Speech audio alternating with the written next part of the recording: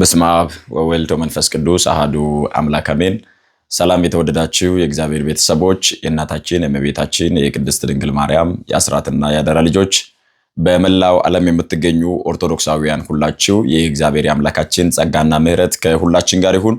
አምላካችን ቅዱስ እግዚአብሔር በረዳንና በገለጠልን መጠን ዛሬ ደግሞ በዚህ ዓለም ላይ ስንኖር እንዴት መጠበቅ እንደሚገባን እንዴት መኖር እንደሚገባን ከሚያሳዩን ትምህርቶች መካከል አንዱ የሆነውን ከወዳጆቼ ጠብቀኝ የሚል ጸሎት መጸለይ እንደሚገባን አብዝተንም ደግሞ በጥንቃቄ ልንኖር እንደሚገባ መጽሐፍ ቅዱስን መሰረት በማድረግ እንማራለን። መጽሐፍ እንደሚናገር ጥንቃቄ ይጠብቀሃል፣ ማስተዋልም ይጋርድሃል ተብሎ እንደተጻፈ ጥንቃቄ ጠባቂያችን ነው። ለምላሳችን ስንጠነቀቅ፣ ለንግግራችን ስንጠነቀቅ፣ አንድን ነገር የቱጋ መናገር እንደሚገባን የቱጋ ደግሞ ዝም ማለት እንደሚገባን ስንረዳ ያን ጊዜ ጥንቃቄ ይጠብቀሃል ተብሎ የተጻፈው ቃል ተግባራዊ ይሆናል ማለት ነው። ሁለተኛው ደግሞ ማስተዋልም ይጋርድሃል ተብሎ ሲነገር ይጋርድሃል፣ ይከልልሃል።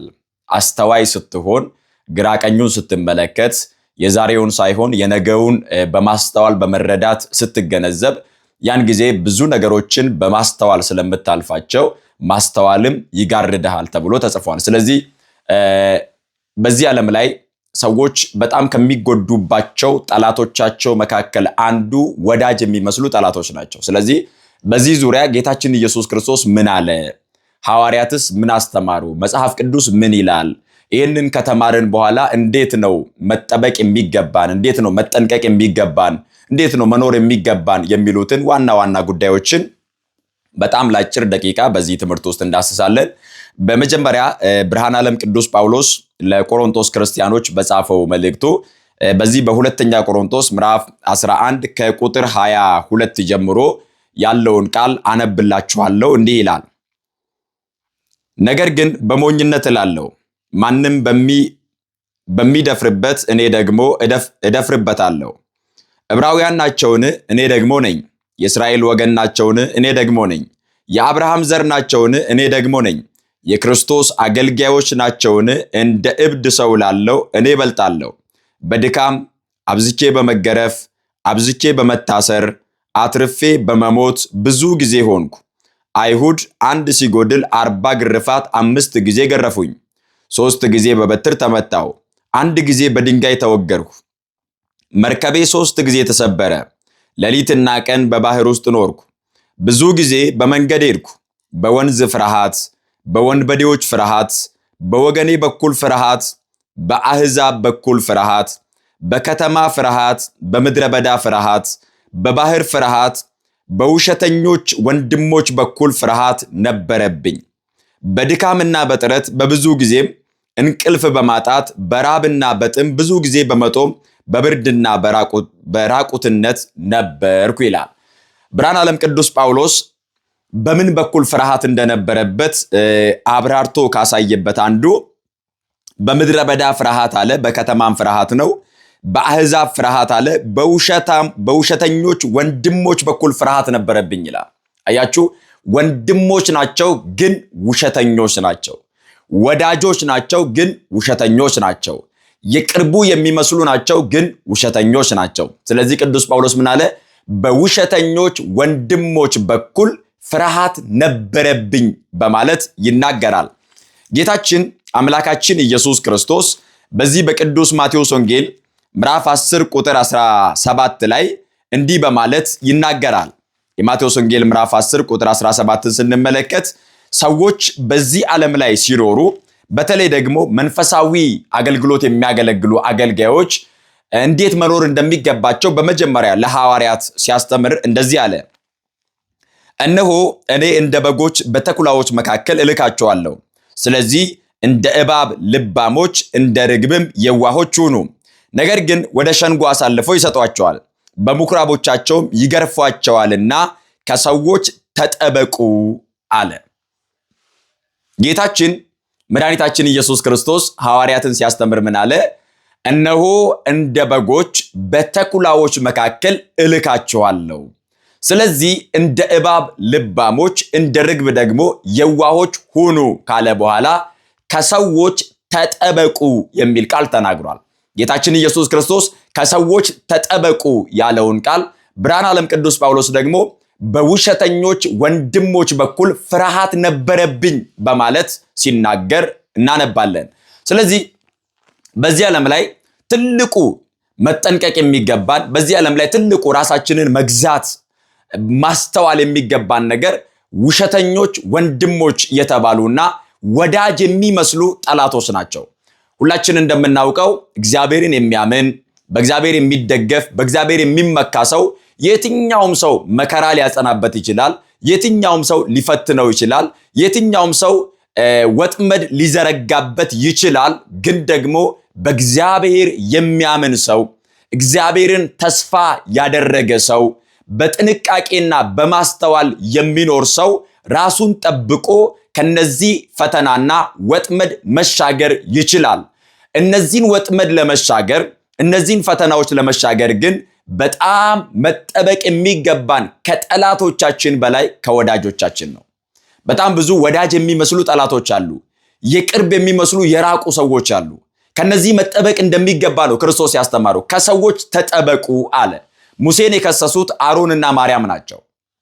ኦሪት ዘኍልቍ ምዕራፍ 12 ላይ ተጽፎ እንደምናገኘው የገዛ ወንድሞቹ በተነሱበት ጊዜ፣ የሚቀርቡት ወዳጆቹ በተነሱበት ጊዜ እግዚአብሔር ተገለጠና እንደዚህ አላቸው፣ ከእናንተ መካከል ነቢይ ቢኖር አለ እኔ በራእይ ወይንም በህልም እገለጥለታለሁ።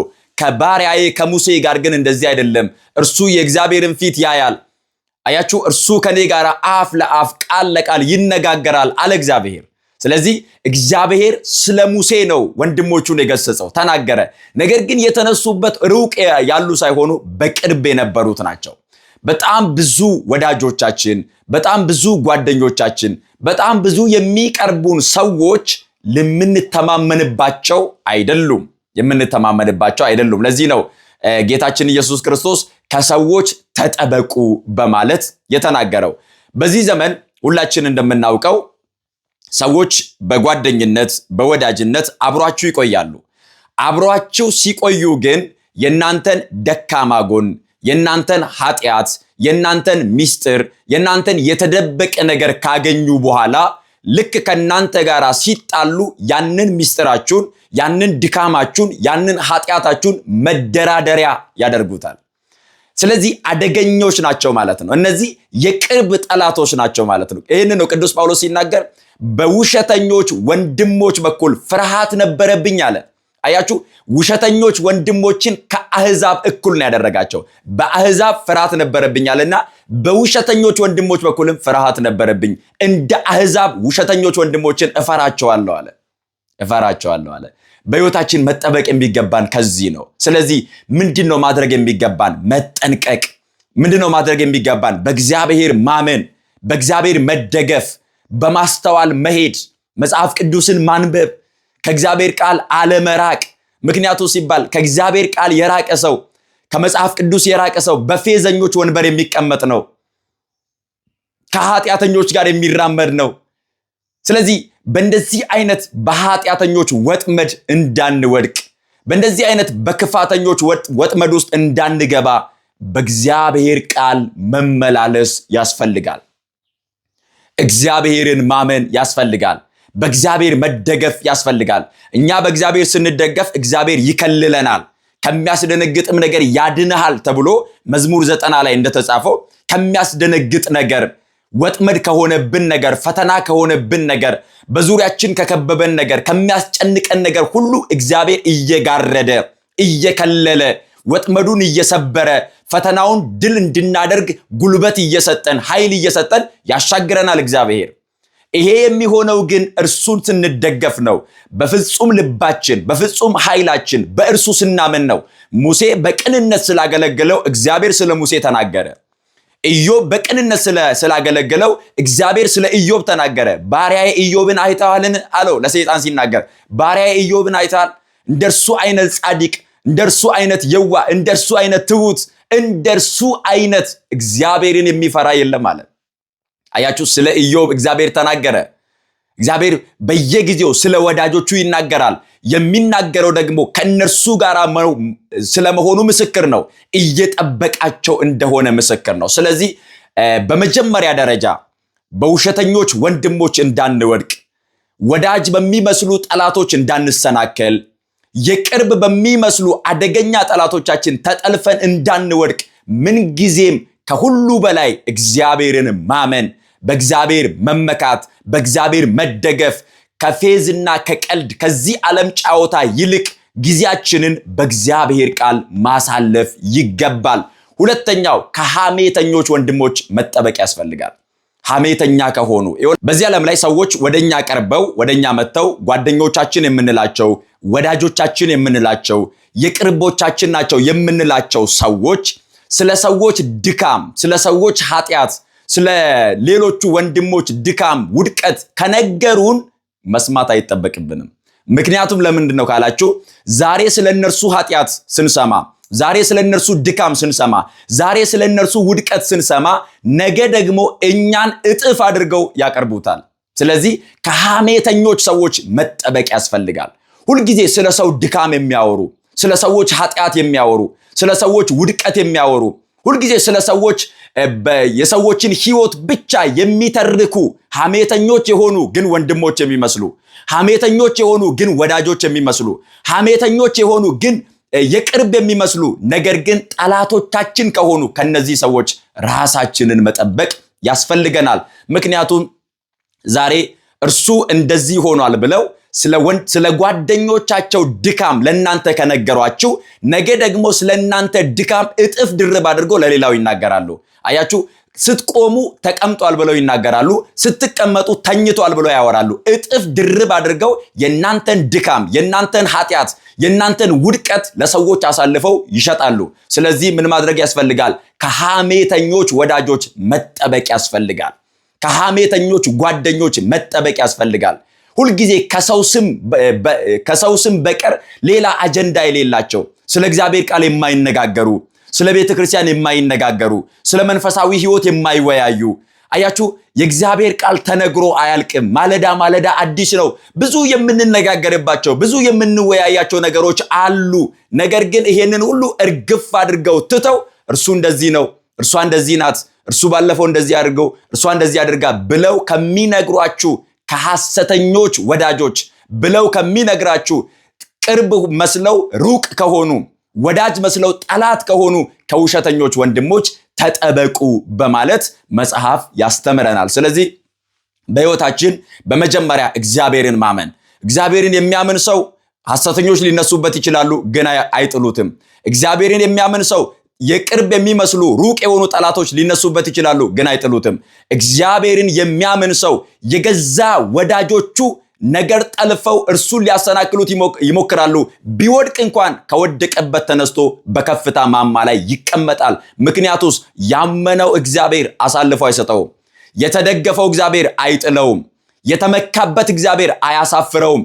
ከፍ አድርጎ የተመለከተው እግዚአብሔር ቁልቁል አይጥለውም። ይጠብቀዋል፣ ያሳድገዋል፣ ጸጋውን ያበዛለታል። ስለዚህ በሕይወታችሁ ከማንምና ከምንም በላይ በእግዚአብሔር እመኑ፣ በእግዚአብሔር ተመኩ፣ በእግዚአብሔር ተደገፉ። መጽሐፍ እንደሚናገር የሚመካ ቢኖር በእግዚአብሔር ይመካ ተብሎ እንደተጻፈ፣ ዛሬ በገንዘብ ብንመካ ገንዘብ ያልቃል። ዛሬ በወዳጆቻችን በከበቡን ሰዎች ብንመካ ይበተናሉ ነገ። ዛሬ በሚታይ ቁሳዊ ነገር ብንመካ ቁሳዊው ነገር ይጠፋል፣ ያልቃል። ነገር ግን በእግዚአብሔር የሚመካ በእግዚአብሔር የሚደገፍ ራሱን ለእግዚአብሔር አሳልፎ የሰጠ የትኛውንም ፈተናና መከራ ተሻግሮ በድል መራመድ ይችላል። ስለዚህ በእግዚአብሔር ማመን ይጠበቅብናል። ከሐሜተኞች ወዳጆች መጠበቅ። ጥንቃቄ ይጠብቀሃል፣ ማስተዋልም ይጋርድሃል ተብሎ እንደተጻፈ ሐሜተኛ ከሆኑ፣ ተንኮለኛ ከሆኑ፣ የሰውን ውድቀትና ክፋት ከሚመኙ፣ ሁልጊዜ ስለናንተ ብቻ የሚናገሩ፣ ወንጌል የማያወሩ፣ ክርስትናውን የማይኖሩበት ዕውቀት ያላቸው የሚመስሉ ግን ባዶ ከሆኑ ሰዎች ራሳችሁን ጠብቁ። መጽሐፍ እንደሚናገር ቅዱስ ጳውሎስ በዚህ በጢሞቴዎስ ሁለተኛ ጢሞቴዎስ ላይ እንዲህ በማለት ይናገራል። በዘመን መጨረሻ የሚነሱ ሰዎች ምን አይነት ሰዎች ናቸው የሚለውን ለጢሞቴዎስ ሲጽፍለት እንደዚህ በማለት ያስረዳዋል። ነገር ግን በመጨረሻው ቀን የሚያስጨንቅ ዘመን እንዲመጣ ይህን ወቅ ሰዎች ራሳቸውን የሚወዱ ይሆናሉና ገንዘብን የሚወዱ ትምክህተኞች፣ ትዕቢተኞች፣ ተሳዳቢዎች፣ ለወላጆቻቸው የማይታዘዙ፣ የማያመሰግኑ፣ ቅድስና የሌላቸው፣ ፍቅር የሌላቸው፣ እርቅን የማይሰሙ፣ ሐሜተኞች፣ ራሳቸውን የማይገዙ፣ ጨካኞች፣ መልካም የሆነውን የማይወዱ፣ ከዳተኞች፣ ችኩሎች፣ በትዕቢት የተነፉ፣ ከእግዚአብሔር ይልቅ ተድላን የሚወዱ ይሆናሉና የአምልኮት መልክ አላቸው፣ ኃይሉን ግን ክደዋል። ከእነዚህ ደግሞ ራቅ በማለት ይናገራል። ከእነዚህ ራቅ። መጠንቀቅ የምትችለው ስትርቃቸው ነው። እነዚህ ሰዎች እነማን ናቸው? የአምልኮት መልክ አላቸው።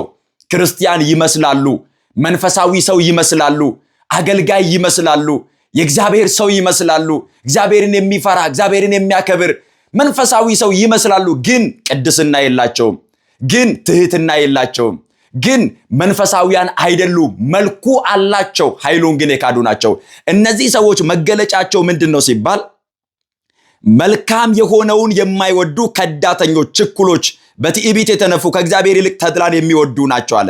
እርቅን የማይሰሙ፣ ሐሜተኞች፣ ራሳቸውን የማይገዙ ጨካኞች ናቸው በማለት ቅዱስ ጳውሎስ ይናገራል። እርቅን አይሰሙም አለ። ግን ምንድናቸው? ሐሜተኞች ናቸው። ከነዚህ ደግሞ ምን በላለው? ራቅ አለ። ከነዚህ ጋር ተመካከር ሳይሆን ራቅ። ከነዚህ ጋር ተወያይ፣ ራቅ። መጽሐፍ ቅዱስ ላይ ሽሹ ተብሎ የተጻፈበት ብዙ ቦታ አለ። እንደዚያው ደግሞ ራቁ ተብሎ የተጻፈበት ማለት መራቅ ያስፈልጋል። ወዴት ነው የምንርቀው? ወደ እግዚአብሔር ቃል። ከነርሱ ርቀን የምንመጣ ወደ እግዚአብሔር ቃል ነው።